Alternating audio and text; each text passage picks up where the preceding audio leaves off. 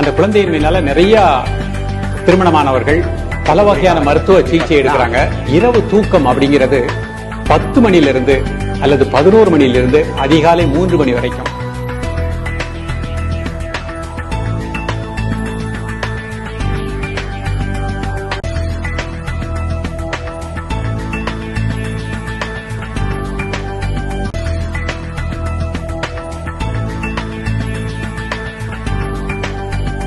இன்றைக்கு நம்ம சமுதாயத்தில் பார்க்கக்கூடிய பல பிரச்சனைகள்ல தலை உயர்ந்த பிரச்சனைன்னு சொல்லலாம் புத்திர பாக்கியம், அதாவது குழந்தையின்மை.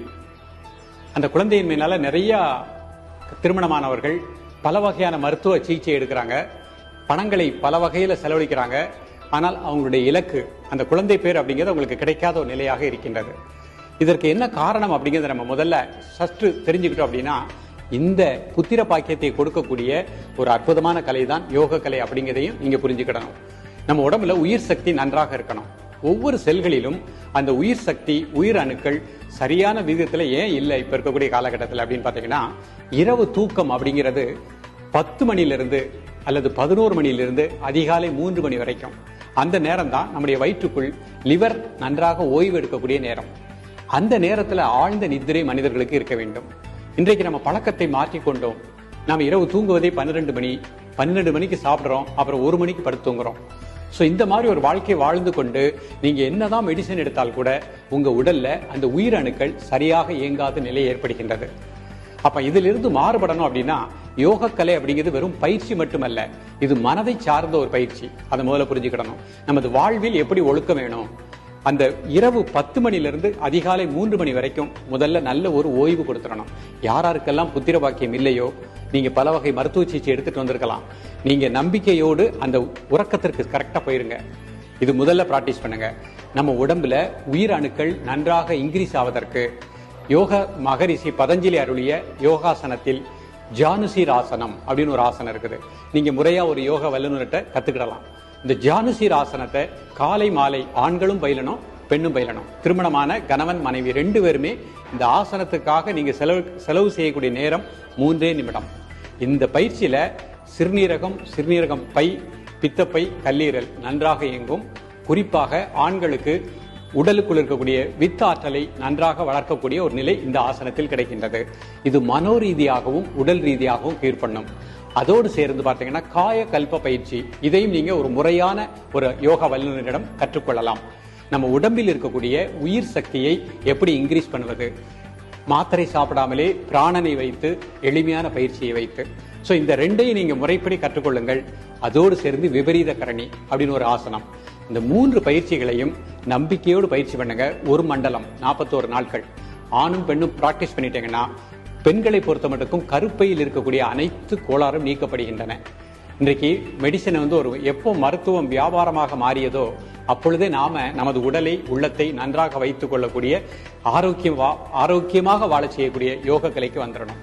அப்ப இந்த பயிற்சியை கரெக்டா எடுத்துக்கோங்க. முறையாக இதை பயிலுங்கள். நிச்சயமாக உங்க உடல்ல உயிரணுக்கள் நன்றாக இருக்கும். புத்திர பாக்கியம் கண்டிப்பாக கிடைக்கும். குழந்தை பேரின்மை அப்படிங்கிறது நிச்சயமாக அகற்றப்படும். யோகத்திலேயே அதற்கு முழுமையான தீர்வு உள்ளது.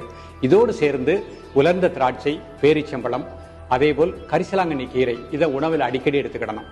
எடுத்துக்கிட்டு இந்த பயிற்சியும் பிராக்டிஸ் பண்ணீங்கன்னா 100% உங்களுக்கு இந்த குறை நீக்கப்படுகின்றது.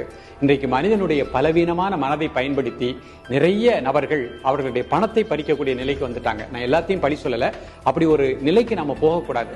நம்மளை நாமளே பாதுகாத்து கொண்டு வளமாக வாழ்வதற்கு நம் கையிலே இருக்கின்றது யோகம்.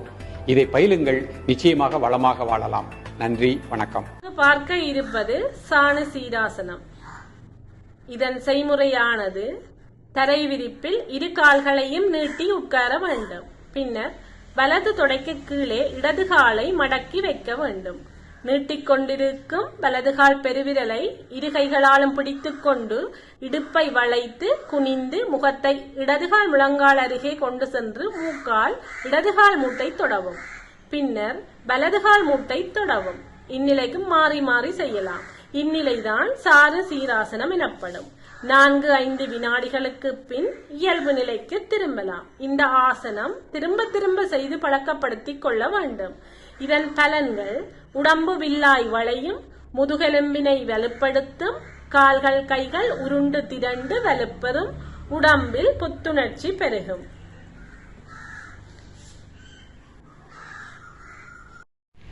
இப்போது பார்ப்பது விபரீத கரணி.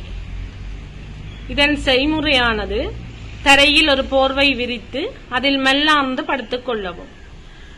மூச்சை உள்ளே இழுத்த மூச்சை உள்ளேயே நிறுத்திக் கொண்டு கால்களை வானம் நோக்கி நீட்ட வேண்டும். 2 கைகளையும் இடுப்புக்கு முட்டு கொடுத்து வைக்க வேண்டும். நமது 2 கைகளையும் இடுப்பு அடிப்பகுதியை தாங்கி இருக்குமாறு வைக்க வேண்டும். கால்கள் செங்குத்தாக நமது உடல் பாரம் முழுவதும் கழுத்து மற்றும் நெஞ்சு பகுதிக்கு இருக்க வேண்டும். இப்போது மூச்சை வெளியே விட வேண்டும். இவ்வாறே மூச்சை உள்ளே இழுத்து வெளியே விட வேண்டும். இந்த பயிற்சியின் தொடக்கத்தில் இடுப்பை தூக்க கஷ்டமாக இருக்கும். தொடக்கத்தில் இடுப்பு பகுதியில் தலையணையை வைத்தும் செய்யலாம். இதன் பலன்கள்: விபரீத கரணி இந்த ஆசனத்தை செய்வதன் மூலம் நமது மார்பகம் பலம் பெறும். சுவாச நோய்களுக்கும் நல்ல தீர்வாக அமைகின்றது. நரம்பு தளர்ச்சி, இரத்த ஓட்ட பிரச்சனைகள் மற்றும் சிறுநீரக கோளாறுகளை சரி செய்கின்றது. தைராய்டு பிரச்சனைகளையும் சரி செய்கின்றது. குறிப்பு: இந்த ஆசனம் செய்வதில் சில கட்டுப்பாடுகள் இருக்கின்றன. பகலில் இந்த ஆசனம் செய்வீர்களானால் 200 எண்ணிக்கைக்கு மேல் செய்ய வேண்டாம். ஏனெனில் இந்த ஆசனம் செய்வதால் தூக்கம் அதிகமாக வரும். இதனால் பகலில் குறைவாகவே செய்ய வேண்டும். இரவு சாப்பிடும் முன்னர் இந்த ஆசனத்தை செய்ய வேண்டும். ஆசனம் செய்து பின் ஒரு 20 நிமிடம் கழித்து சாப்பிட்டு படலாம். 1 டம்ளர் நீரை சூடாக குடித்து தூங்கினால் நல்ல அமைதியான தூக்கம் ஏற்படும்.